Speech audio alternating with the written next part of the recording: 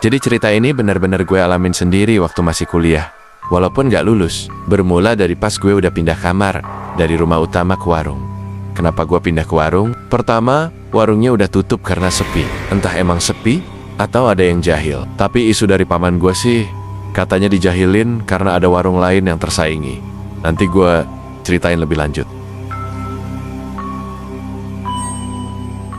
Kedua, alasan gue pindah ke warung karena bisa bebas. Soalnya, beda rumah. Jadi pintu keluar masuknya tersendiri tanpa ganggu orang rumah. Maklum, gue doyan ngelayap dan nongkrong sama temen-temen. Pulangnya biasa menjelang subuh cuy.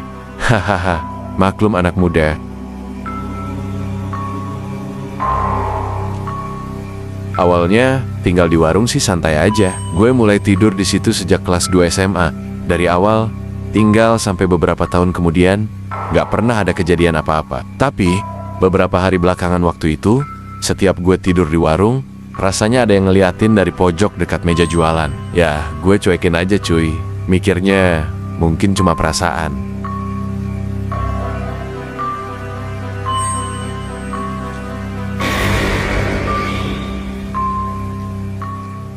Sampai suatu malam, kalau nggak salah malam Jumat. Kenapa gue inget malam Jumat? Soalnya gue baru dibeliin nasgor sama om gue. Om gue libur tiap Jumat. Jadi biasanya Kamis malam dia pulang lewat depan rumah gue dan selalu bawain gue makanan. Entah itu nasgor, cakwe, atau pempek. Nah, kebetulan malam itu gue nggak ngelayap ke mana-mana. Cuma tiduran di kamar, sambil dengerin radio, dan ngemil nasgor sampai akhirnya ketiduran. Pas gue ketiduran, nggak tahu antara sadar atau enggak, gue ngerasa kayak ada cewek duduk di meja jualan. Tapi samar-samar banget. Di situ lampunya sengaja gue matiin. Jadi gelap. Padahal kalau diinget-inget, posisi gue tiduran tuh nggak mungkin bisa langsung ngeliat ke pojok karena kehalangan sekat tembok. Tapi entah kenapa, gue bisa ngerasa ada yang duduk di situ. Gue mulai merinding. Lalu tiba-tiba gue denger suara cewek nangis pelan banget. Di antara perasaan takut dan kebelet pipis, gue lebih milih takut. Jadi gue paksain tidur lagi. Tapi apa daya, badan gue malah gak bisa digerakin. Rep-rep, kata orang-orang. Untungnya suara nangisnya hilang. Jadi gue pikir tuh cewek udah pergi. Gue mulai tenang. Tapi ternyata bukan pergi cuy. Gue ngerasa dia pindah posisi, kayak deketin kaki gue. Gak lama, gue ngerasa ada yang garuk-garuk kaki gue. Kerasa banget kayak kuku panjang. Di situ gue udah panik banget. Badan gak bisa gerak, keringat ngucur deras. Gue cuma bisa doa, tapi doanya pun kacau.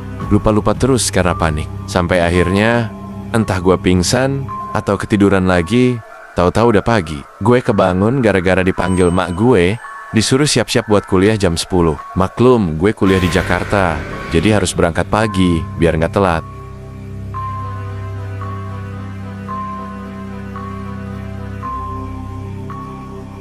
Malamnya, gue ceritain kejadian itu ke teman-teman nongkrong di warung. Ternyata, tetangga sebelah warung cerita kalau dia juga pernah diganggu.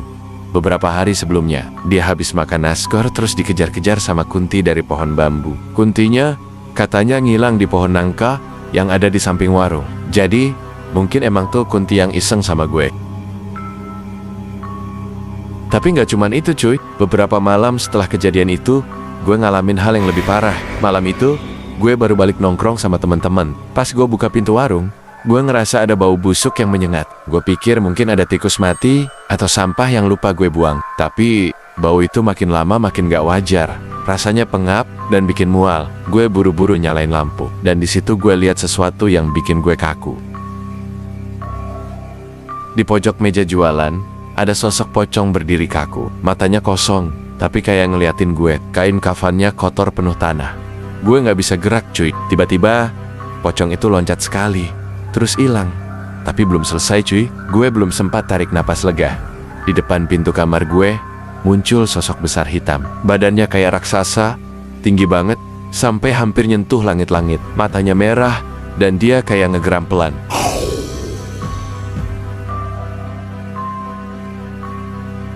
Gue gak tahu gimana caranya, tapi gue akhirnya berhasil ngegerakin badan gue dan lari keluar. Gue langsung ke rumah utama, masuk kamar gue dulu di sana, dan gak keluar sampai pagi.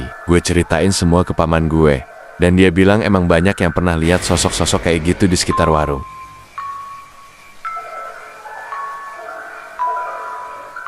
Semenjak kejadian itu, gue jadi sering merinding. Kalau inget, gue masih inget detail bau busuk yang ada di warung itu. Bukan cuma bau busuk biasa, tapi kayak ada aroma darah dan sesuatu yang terbakar. Pas gue ceritain ini ke paman gue, dia juga cerita sesuatu yang bikin bulu kuduk gue berdiri.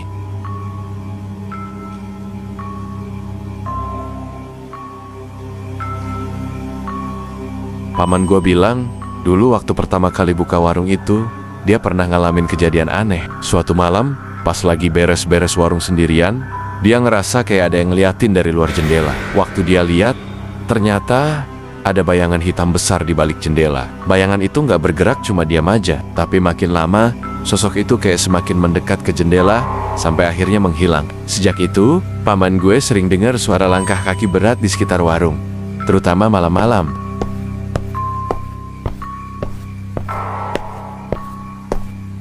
Ada satu kejadian lagi yang gak kalah serem. Salah satu temen nongkrong gue, sebut aja namanya Edo, pernah ngerasain hal yang aneh waktu dia nginep di warung bareng gue. Malam itu, kita berdua lagi main kartu sambil ngobrol ngalor ngidul. Tiba-tiba, lampu mati sendiri. Kita pikir cuma mati listrik biasa, tapi suara langkah kaki berat mulai terdengar dari arah luar warung.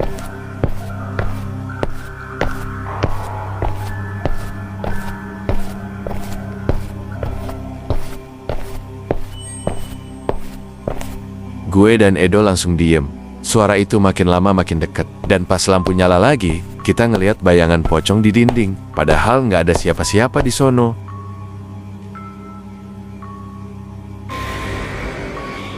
Edo yang biasanya santai, langsung pucat. Dia minta pulang, dan sejak malam itu, dia nggak pernah mau nongkrong lagi di warung. Gue sendiri juga jadi was-was, karena kejadian-kejadian aneh itu makin sering terjadi. Bahkan ada malam di mana gue ngerasa nggak bisa tidur karena suara tangisan pelan yang terus terdengar dari arah meja jualan. Suara itu nggak berhenti, sampai gue akhirnya nekat keluar dan tidur di rumah utama.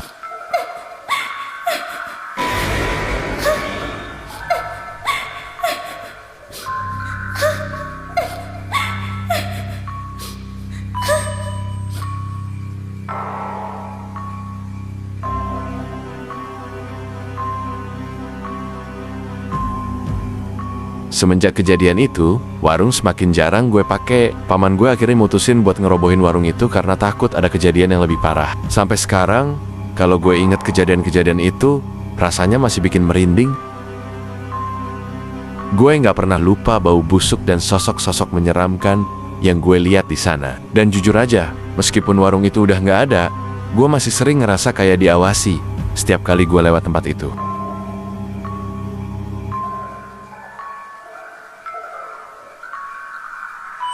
Kalau pengalaman kalian kayak apa guys? Adakah yang sama? Atau mungkin bahkan lebih parah dari yang gue alamin?